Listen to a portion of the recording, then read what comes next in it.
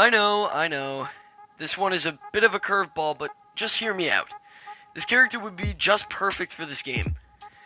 Hello everyone, and welcome back to yet again another video from my Dead by Daylight Wanted Killer series.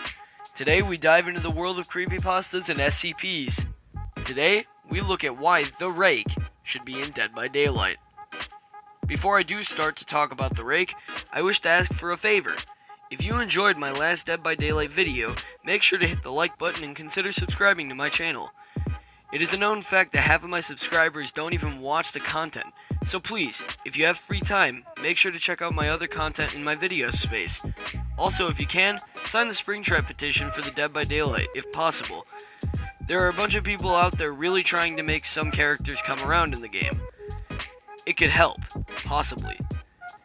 Thank you, and enjoy this video. First off, let's talk about the Rake's backstory, and what it even is exactly. The Rake is a thin, hairless being with white, glowy, milky eyes. It sits like a monkey, but has the structure of a human. Kinda like a cannibal, so to say? I don't know. People all the time speculate that the Rake and SCP-096 are alike in some way because of the overall structure of the creature itself, although 096 can't be visually looked at, even by a photo. The Rake's photo was captured, but it's whatever. That's also a story for another day. It was a normal day like any other in Randolph Carter Base, Antarctica. Typical water cooler talk. Mr. LeClaire had always wanted to know what it had looked like. Seeing it would at least kill the curiosity eating away at him. But the protocol procedure prohibited any contact with the creature unless shielded with a cloth. At least then you won't have to worry about it finding out you looked at it. Though LeClaire tried to keep away the curiosity, Armstrong assured him that he didn't want to look at it, considering the rumors he'd heard about it. After all, it wasn't a sight for sore eyes. Later that shift, however, things went out for the worst. The one day in decades that a breach and a reboot in the system had to happen, did happen. Armstrong knew this would happen someday, but not today, at least not in his career. Smart enough as he wasn't prepared for the horror all but him was to experience until his time came. If it wasn't for the power outage, that thing wouldn't have seen LeClaire and created a mass dilemma. LeClaire had seen it as it has seen him. He knew that it was dangerous, but never knew it would see him forever until he was dead. Both doctors in the department, one named Dr. Kent and the other unknown, were told that Mr. LeClaire had seen it. They had no other option but to use him as live bait for the recapturing of the Shy Guy. The third man had already left the facility. He'd rather bear the cold outside than stay in the facility with that thing. But who could blame him? No one. The thing. It took the bait, but it wasn't distracted for long. Armstrong was left in the room with that thing. Unfortunately, Kent and the other doctor had looked. They couldn't help themselves. Who could? But fortunately for Armstrong, he was the only one who could really escape the facility alive anymore, unless the cleanup crew never showed up. It's a nightmare. Am I really going to die here? Says Armstrong. Thinking to himself, he has no choice but to stay bunkered down. After hours upon hours of waiting, and that thing screeching outside, Armstrong had enough. A familiar voice could be heard after a few seconds of waiting longer. The voice of complete silence. Maybe it's gone, says Armstrong. The metallic door soon opened, and a voice called out in an injured tone. Armstrong! A sudden gunshot could be heard. Then, silence. The crew had finally arrived about a day later. Armstrong's body was never found, but the man who had left was found burned to a crisp. Apparently Armstrong had shot a flammable tank. Although, caught on the security cameras was Armstrong, but he wasn't acting like himself. He seemed to be talking to some weird black shadow in the room. He had walked towards the shadow before walking fully in. He shot one bullet toward the electrical grid, which must have been the cause of the explosion.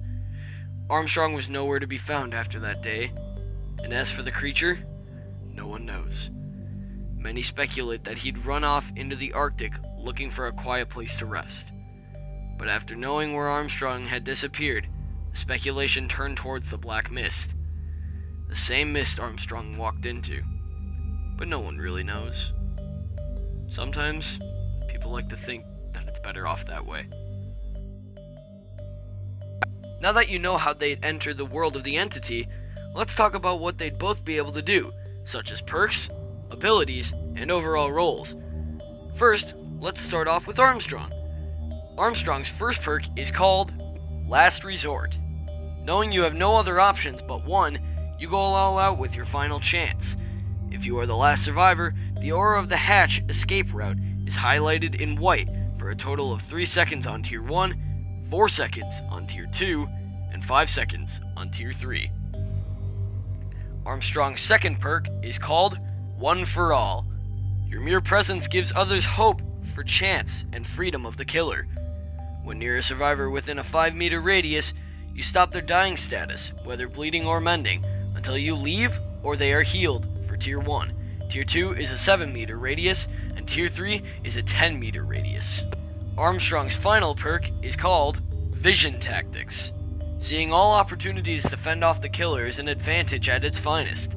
When within a pallet radius of 10 meters, the pallet is outlined in white, and if they are outlined in yellow, they are fake pallets for Tier 1. For Tier 2, you must have to be within a 12-meter radius, and Tier 3, you must be within 15 meters of the pallet. Now, it's finally time for the Rake's perks and abilities. Oh, and don't forget that good old Maury. The Rake's first perk is called Scented Fear. Being a beacon of fear causes survivors around to shake in their shoes. When a survivor blows up a generator, the survivor's aura is revealed to the killer for 3 seconds on Tier 1, 5 seconds on Tier 2, and 7 seconds on Tier 3. Keep in mind, this can only happen once per generator around the map. The Rake's second perk is called See to Believe. When completing an action, such as breaking a pallet or anything that causes the survivor to see your aura, the survivor will see a fake aura around the map along with your aura. They have to see to believe which one of you is real. Tier 1 gives you 50% bonus blood points in the deviousness category. Tier 2 gives 75% bonus blood points in the deviousness category. And Tier 3 gives 100% bonus blood points in the deviousness category. The Rake's final perk is called Evening Shriek. You gain more strength the more you realize that you have power over the survivors. After hooking a survivor, it causes other survivors within a 5-meter radius to scream and give away their position on Tier 1, Tier 2 is 7 meters, Tier 3 is 10 meters.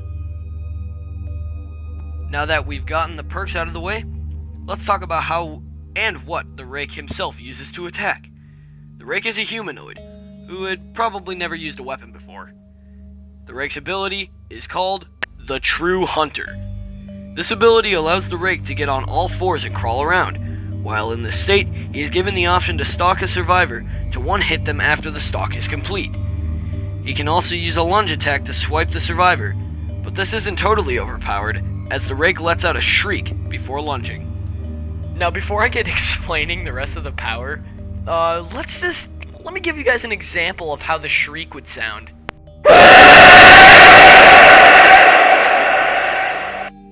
Now, imagine yourself in a dark place hearing that. Can you even imagine? I'd probably shit myself if I heard that in real life. Like if you're walking around in the middle of the night and all you hear is this noise. I'd probably grab the nearest gun and shoot myself because I wouldn't want to hear that. Or see what even made that noise in the first place. Let's just continue. So yes, based on my assumption, the Rake would use his claws, kinda like the Demogorgon and the Hagwood. Now it's finally time for the Rake's Mori. The Rake charge tackles the survivor to the ground, causing them to fall onto their back. He gets on the survivor and starts swiping at the survivor's chest area and keeps swiping. After the survivor dies, the Rake licks his fingers, and as the Mori finishes, he wanders off. In conclusion to this horrifying monster story, I have made the decision to call the Rake in Dead by Daylight the Creature.